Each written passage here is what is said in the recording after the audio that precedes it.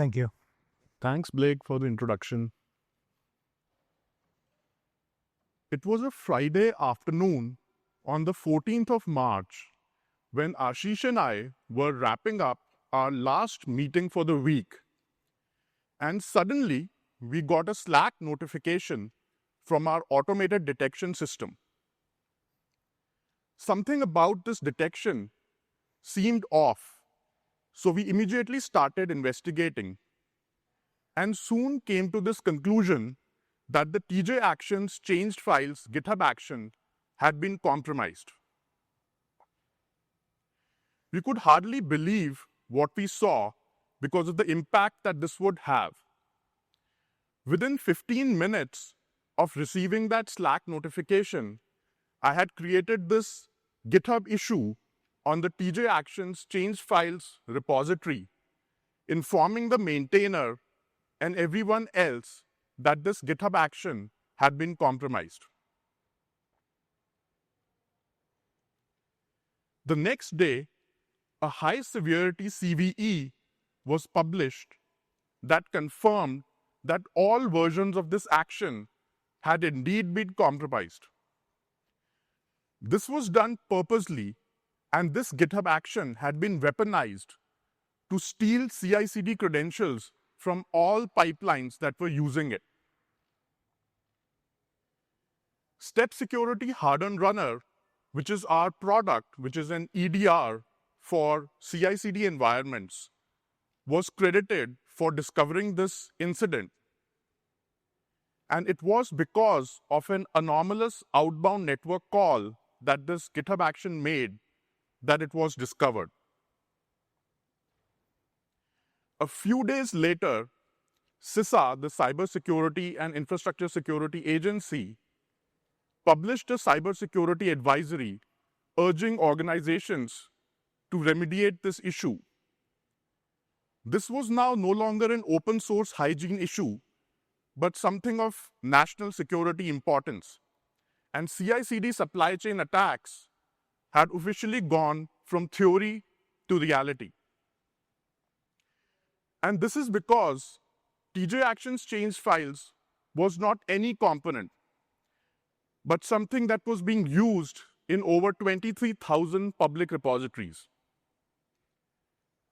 At the time, these are some of the organizations that were using this GitHub action in public organizations: GitHub, Hugging Face, HashiCorp, Meta, Microsoft, and so on.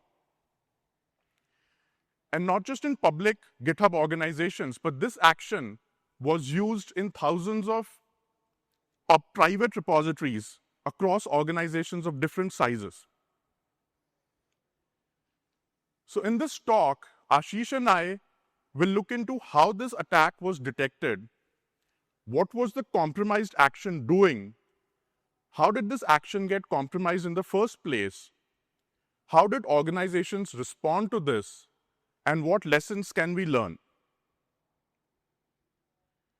My name is Varun Sharma, and I'm the CEO and co-founder of Step Security, a cybersecurity startup focused on securing CI/CD pipelines against supply chain attacks. Before Step Security, I was at Microsoft for about 15 years in different security teams. And I also have a master's in information security from Royal Holloway, University of London. It's great to be here, everyone. My name is Ashish Kurmi, and I'm a co-founder and CTO of Step Security. Before founding Step Security, I spent more than a decade securing infrastructure at Plaid, Uber, and Microsoft. Before we get started, raise your hand if you use GitHub Actions. Okay, we have a decent number of people using GitHub Actions. So we can start this presentation with an overview of GitHub Actions and focus specifically on the TJ Actions change files action, which was at the center of this supply chain breach. GitHub Actions is a CI/CD platform by GitHub. It was launched in November 2019, and it quickly became the default choice for hosting a large number of open source as well as enterprise CI/CD pipelines. On this slide, we have shown a sample GitHub Actions workflow. We will be using this workflow throughout the presentation, so let's take a moment to review it. This workflow has a job named deploy. It runs on an Ubuntu-based virtual machine provisioned by GitHub. It has 6 steps, and each of these steps run in a dedicated process on the same virtual machine. So first 4 steps use an existing action from the GitHub Actions marketplace, and the last 2 steps execute shell scripts. GitHub Actions marketplace has more than 25,000 reusable actions that anyone can use in their workflows. Some of these actions are from tech giants such as GitHub, AWS, and HashiCorp, and many of them are maintained by open source developers. GitHub Action workflows can consume secrets such as cloud credentials, publishing credentials, access keys, and so on. When a workflow needs secrets, GitHub makes these secrets available to the runner.worker process running on the virtual machine. And then runner.worker in turn makes them available to the appropriate steps in the workflow. But here's the key thing, all these third-party actions are running on the same virtual machine. So they essentially share the host memory space. Remember this detail. In about 15 minutes, we'll show you how the attackers cracked it wide open. Notice the workflow is referring to these actions by their release tags such as v4, v44, and so on. GitHub tags by default are mutable. So you can reassign a tag like v44 to another commit after it has been created. Think of them as signposts that can be moved.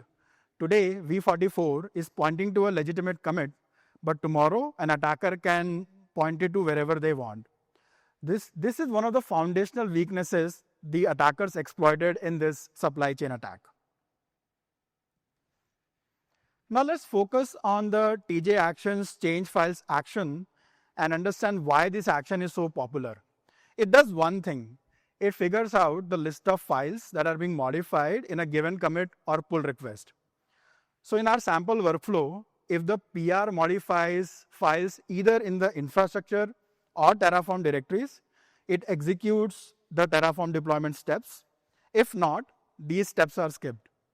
So essentially, this saves compute, time, and resources.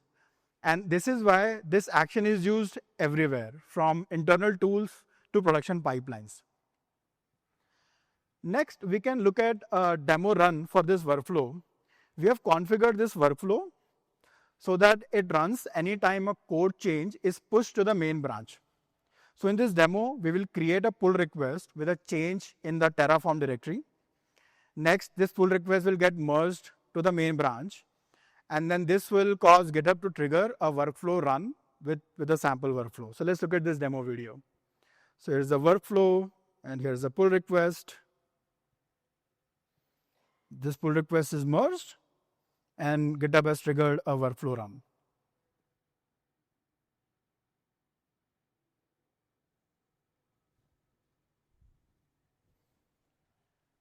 So now that we've looked at the basics of GitHub Actions, let's look at how this compromise was detected.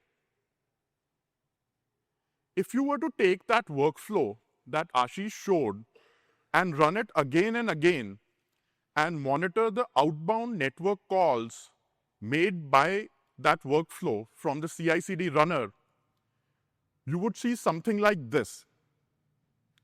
This is a baseline that has been created by running that same workflow over 2,000 times. Now, this screenshot is from Step Security Hardened Runner, which is the product that detected this incident. But the focus here really is on the methodology and not the tool. In fact, later on in this presentation, I'll talk about how you can build this baseline-driven monitoring using some open source tools. Now here, the first call is to github.com, and this is being made every time this workflow runs, because this call is made by the action/checkout GitHub action which checks out the source code. The rest of the calls are being made each time there is a deployment, and these steps are calling amazonaws.com or hashicorp.com. Now, what happened on the 14th of March is that there was a new endpoint that was called by that same job. And this was to gist.githubusercontent.com. And because that job had never made this outbound call to this destination, that is what triggered the detection. Now, when we looked at this, we could see that this call is coming from the TJ Actions changed files GitHub action. And this was suspicious because why should this action need to call gist.githubusercontent.com? And so we tried to understand what is the process that is making this call. And we could see that this is a curl call, and it was downloading memdump.py, which is a very suspicious name for a file. Now, obviously, since this action has started to make a new outbound call, it stands to reason that there must have been something that has changed in this action. And so we went and looked at what were the tags for that action and had they been changed. And we realized that just 3 hours prior, the tag had been changed to point to a malicious commit. In fact, not just that tag, but all the tags for that GitHub action had been modified, and they were all pointing to the same malicious commit. Let me take you back to March 14th. All the release tags of change file have been updated to point to a malicious commit. When I first opened that malicious commit on github.com, the commit message looked innocent. But then we noticed this message in the yellow text box. This commit does not belong to any branch on this repository and may belong to a fork outside of the repository. How is that possible? How can release tags on a repository point to a commit that does not even exist in the repository? Enter imposter commit. Imposter commits are commits that do not exist in the original repository. Instead, they exist in a fork of the repository. But because of the way GitHub APIs work, these commits are accessible from the original repository. So in this case, even though the malicious commit itself does not exist on the TJ Actions change files repository, release tags on the repository can point to it because this malicious commit exists in a fork of the repository. In a way, it's like a ghost commit. It's visible but not really there. To give you an analogy, imagine you open your banking app, find the nearest ATM, and then use it to withdraw some money with your debit card. Well, it turns out it wasn't your bank's ATM, but an exact replica created by criminals to clone cards and steal pins. The criminals had swapped the original ATM with their clone when the bank was closed. Now, every customer who uses this ATM thinks that they're safely withdrawing money, but in reality, it's a weapon designed to steal from everyone who trusts it. That's exactly what an imposter commit is. Let me show you the steps that an attacker needs to follow to create an imposter commit and update an existing release tag to point to it. Let's say there's an action, and this action is using v35 release tag. And currently v35 is pointing to a legitimate commit in the repository. First, the attacker creates a fork of the repository. Anyone with a GitHub account can do it. Then they create a malicious commit with their backdoor code and push this malicious commit in their fork. Now, this is the backdoor code that the attacker wants to execute in the action once it's compromised. Then, and this is the clever part, they update the existing release tag v35 to point to their malicious commit. For them to perform this step, they would need write access to the original repository. But once this change is made, all the GitHub Action workflows that are using this action with v35 release tag will now automatically start executing the malicious code. So now let's look at the imposter commit that was used in the TJ actions breach. Look at this base 64 encoded string. It's being decoded and executed as a shell script. Now let's base 64 decode this string. What you see here is an attack that only works on Linux runners. It downloads a file called memdump.py from a very well-known public GitHub gist, and then it executes it. Several security researchers have cited this GitHub gist in their GitHub Action security research prior to this incident. Now let's look at the content of memdump.py. So memdump.py is going through the list of running processes on the host, and it looks for a process named runner.worker. Once it finds this process, it opens it, and this is where it dumps its entire memory. So this script is essentially hunting for the runner.worker process. Remember, I had mentioned this process earlier. Anytime a GitHub Actions workflow needs secrets, GitHub makes them available to the runner.worker process, and then runner.worker in turn makes them available to the appropriate steps. And over here, memdump.py is essentially dumping its entire memory. Now let's go back to the TJ Actions imposter script. Here is the smoking gun. You see this string format? This is exactly how GitHub stores CI/CD secrets in the runner.worker process memory. So once the memory dump is created, the script is searching for CI/CD secrets. And here is another clever technique the attackers used in this supply chain breach. See this double base 64 encoding? That's not a mistake. Now, why double base 64 encoding? It turns out GitHub automatically masks secrets in base 64 encoded format. So single base 64 encoding, encoded secrets are masked. However, if you use double base 64 encoding, GitHub no longer recognizes them as secrets, and these encoded secrets show up in build logs as is. And finally, exfiltrated secrets are printed to std out, which makes them available in GitHub Action build logs. So to summarize, here is what the TJ Actions imposter commit is doing. It downloads memdump.py from a public GitHub gist. Then it executes the script, which dumps the runner.worker process memory. This memory dump is then searched for CI/CD secrets. And finally, these exfiltrated secrets are made available to GitHub Action build logs in double base 64 encoded format. Let us show you how this looks like in action. We have created an end-to-end demo of this breach. For this demo, we have created an exact replica of the change files repository in a GitHub organization called TJ Actions clone, and we have updated our sample workflows to use this cloned action instead. This demo has two parts. So in the first part, we run the action under normal circumstances and show that there are no leaked secrets in build logs. Then we simulate the compromise, trigger a workflow run, which runs a compromised version of the action, and we will see exfiltrated secrets in build logs. So these are the steps we follow for the normal scenario. We create a pull request. This pull request will then get merged into the main branch. Once it's merged, GitHub will trigger a workflow run, which will use the uncompromised version of the action.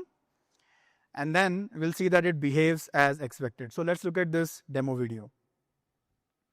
The pull request is merged. Here is the workflow run. See, clean logs, no secrets exposed here. So this is the network baseline after the recent run. And these are the endpoints that were called in that run. Next, we simulate the compromise scenario. And in this case, the first three steps remain the same. But when a workflow run is triggered, it uses the compromise action, which executes the imposter commit. And then this imposter commit downloads the exploit code from a public GitHub gist. This exploit code is executed, which exfiltrates secrets in build logs in double base 64 encoded format. So now let's look at this video. When the workflow is executed, we see the exfiltrated secrets in build logs. Double base 64 decode this, and you will have every secret from the workflow. There it is, AWS, access key, GitHub token, everything. After detecting this incident on March 14, we spent the next couple of hours looking at the recent workflow runs in open source repositories that were using this compromise action. In just a couple of hours, the attackers had harvested secrets from thousands of workflow runs. Let that sink in. Thousands of cloud credentials, access keys, database passwords, all exposed in the open for anyone to steal and abuse. So here is the network baseline after the recent run, and we notice that it has now become unstable because there was a new network connection in the last run that wasn't part of the baseline earlier. And these are the network connections from the last run, and it has flagged the call to gist.githubusercontent.com as anomalous because again it was not part of the baseline earlier.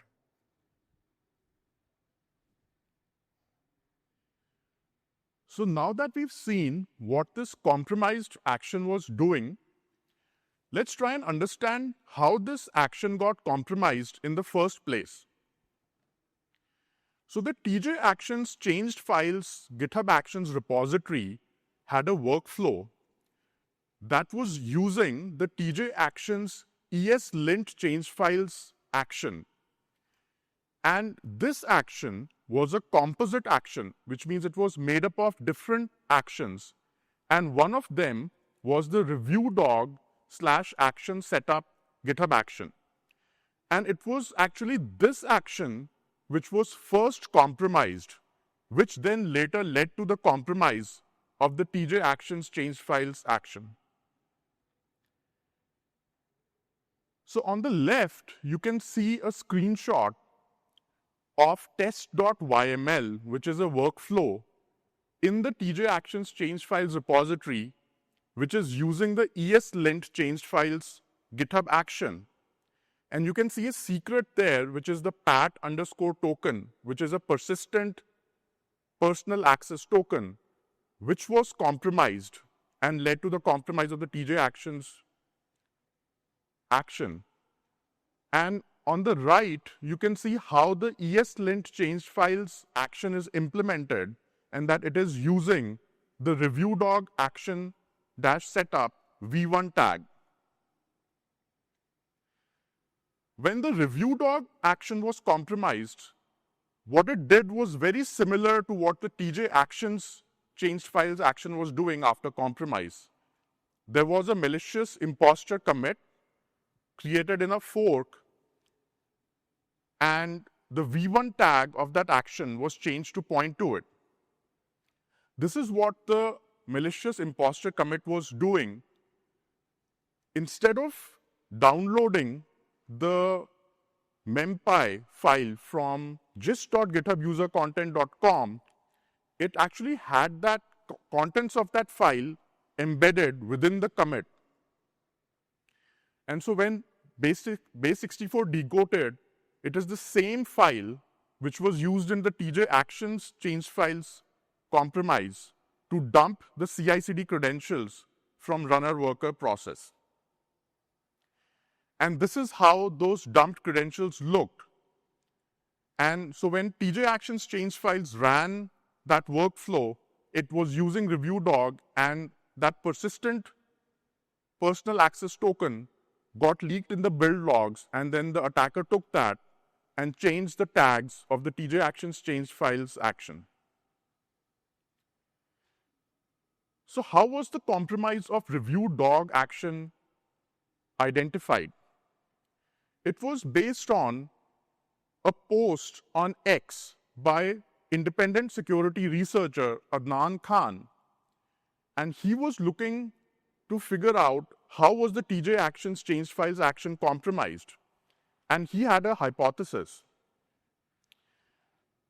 On March 17th, 1 a.m. UTC, this post was made on X, and then a few hours later, the maintainer of the review dog action confirmed that this action had indeed been compromised, and it had been compromised on the 11th of March, and it had only been compromised for 2 hours.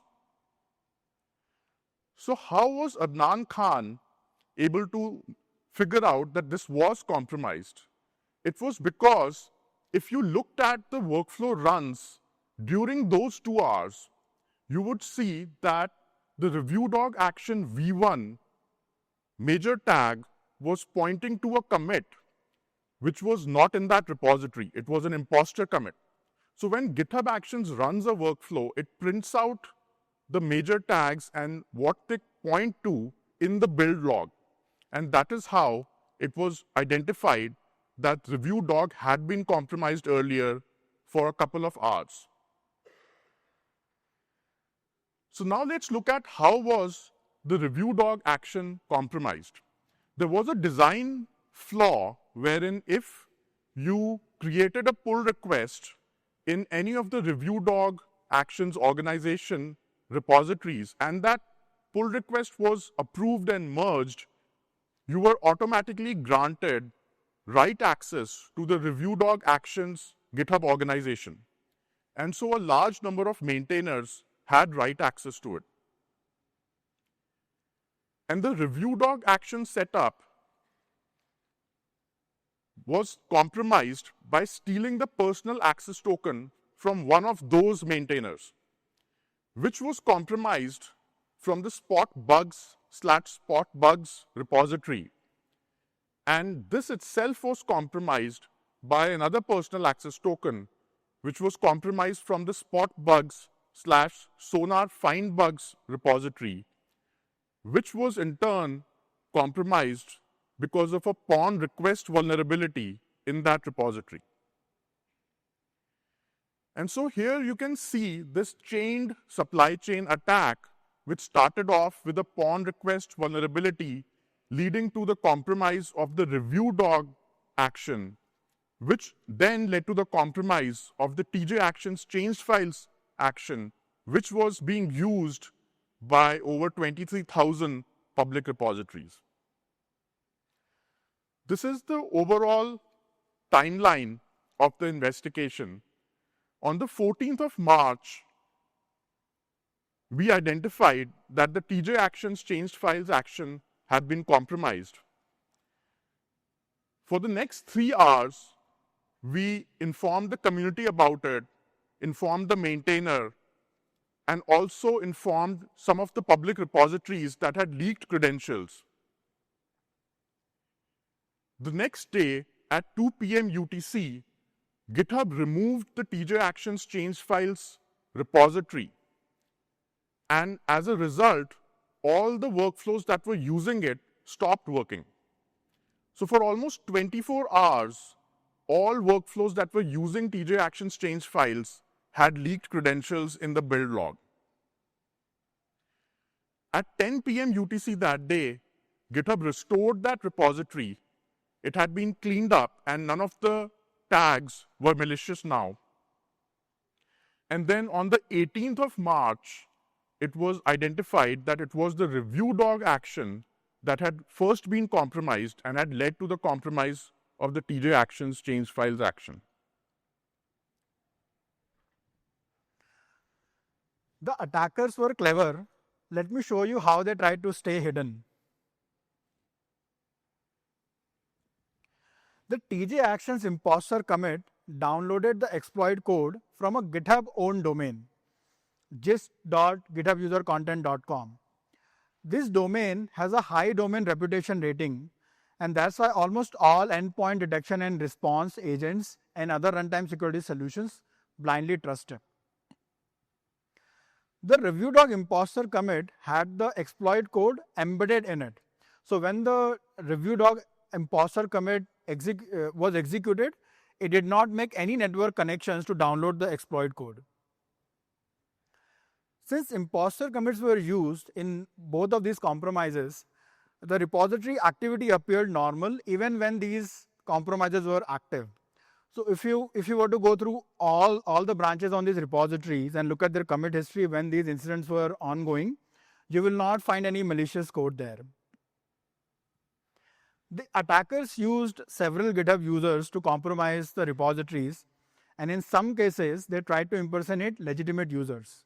So for example, in the TJ Actions change files imposter commit, the attackers tried to impersonate renovate bot. Now, traditional security tools wouldn't flag any of this as suspicious, and that's the terrifying brilliance of this attack. The attack itself was quite severe, but let's look at some of the ways in which it could have been worse. As build logs were used for exfiltrating secrets, open source repositories were compromised. However, private repositories were not compromised because those build logs are private. Now, what if the attackers had used a C2 endpoint instead? It would have compromised all private repositories as well. Based on the available evidence, the attackers only compromised the repositories we have mentioned in the presentation. However, as we saw, once you get write access to a repository, the playbook to compromise an action is relatively straightforward, and one can easily automate it. What if the attackers had compromised 10 actions or hundreds of actions instead? We have no evidence that the attackers tried to maliciously tamper with software releases. GitHub Actions is a popular choice for building software releases, and in this case, the attackers could have inserted their backdoor into these software releases to cause further supply chain incidents. And finally, both the TJ actions as well as review dog imposter commits were not targeted. And in this case, the attackers could have designed this payload to execute under specific repositories. So here is a big question. Who was behind these attacks? The sophistication suggests a well-resourced actor. The techniques were refined. However, the trail goes cold here. So we have the how, we have the what, but the who remains a mystery. But here is what keeps me up at night. The attack blueprint is now public. So the next one may not just dump secrets and build logs. The next one may not just compromise 2 actions, and it may already be in your pipeline.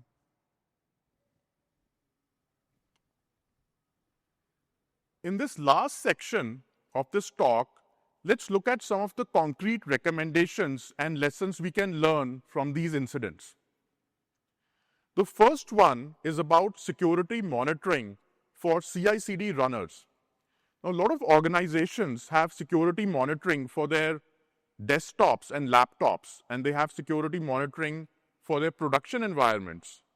But CI/CD runners or build servers typically have zero security monitoring. Now, in this case, we saw how Step Security Hardened Runner was able to identify this compromise. But you can also build baseline-driven monitoring using open source tools such as Wazoo, Falco, or Tetragon. Each of these tools give information about outbound network traffic, process events, and file write events. And you can take that information and correlate that with the CI/CD pipelines to create a baseline and then build anomaly detection on top of that. The second key recommendation is about using an allow list for GitHub Actions. The GitHub Actions marketplace has over 25,000 different actions, and with this allow list, you can build a process around which of those actions are allowed to be used in your organization. The third key recommendation is to pin the use of third-party actions to an immutable commit SHA. When these incidents happened, the organizations that had already pinned the use of TJ Actions change files to a commit SHA instead of a major or a semantic tag were largely unaffected because of the incident. The last key recommendation is around incident response. And for that, we can try and understand what did the incident response look like when TJ Actions change files incident happened. When the incident happened, our team created issues like this in public repositories, informing them that they had leaked credentials. And with this, you can see what was the effort involved in identifying this. The first thing you had to do is to look for each of the workflow files that were using the compromised action. Once you found that, you had to look at all the workflow runs that had run during the compromised window, look at the build log, and find if it was leaking credentials. And if that was the case, you had to then identify, was that a persistent credential? And if so, then rotate that credential. Now, as you can imagine, this is a lot of work to be done manually, and it is a cumbersome effort, which is why the fourth recommendation is to have an incident response plan for the next time a GitHub action that you are using gets compromised. So this is a summary of the concrete recommendations. The first one is to have security monitoring for CI/CD runners. The second one is to implement an allow list of what actions are allowed in your organization. The third one is to pin the use of third-party actions to an immutable commit SHA. And finally, to have an incident response plan for compromised actions. Now, this is what the attacker's plan was: to compromise a popular GitHub action, to change the tags of that action and point it to a malicious commit, and then just sit back and wait as thousands of workflow runs leaked credentials in the build log and then harvest those credentials. But what the attacker had not thought about was that this would get identified pretty quickly because of baseline-driven security monitoring from CI/CD runners. And with that, we wrap up our presentation. We would like to thank the Black Hat Review Committee for accepting our talk and giving us an opportunity to present, to the TJ Actions and Review Dog maintainers for quickly remediating the compromised tags, to GitHub for swiftly removing the TJ Actions change files repository to limit the damage, to independent security researcher Adnan Khan for identifying how the TJ Actions change files compromise was linked to the Review Dog Actions compromise, to Wiz and Palo Alto research teams for publishing details about how the Review Dog action was compromised, and finally to our speaker coach Phil Young for helping us prepare. We have a couple of minutes for Q&A, and after that you can also meet us in the wrap area if you have further questions.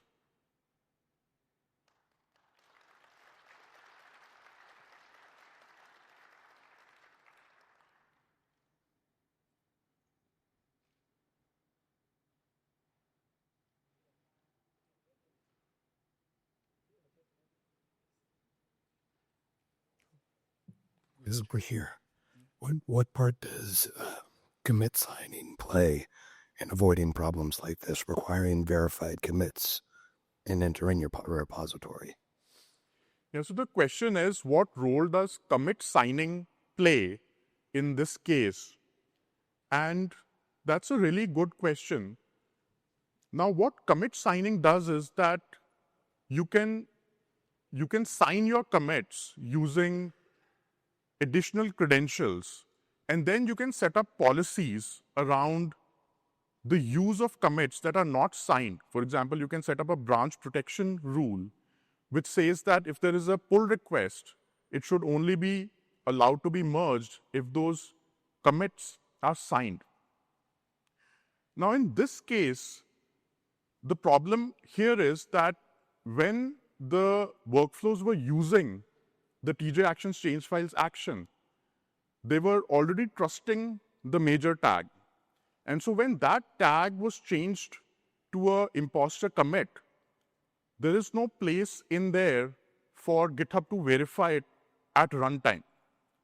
And so if, for example, you have a policy in your organization to review third-party actions before they are used, and if you can validate that they follow a best practice of signed commits, then you can, using that, build a vetted set of actions which are allowed. But once you allow an action, after that, if you trust a particular tag, then even if it is pointing to a malicious commit later, which is not signed, it will not really get blocked at runtime.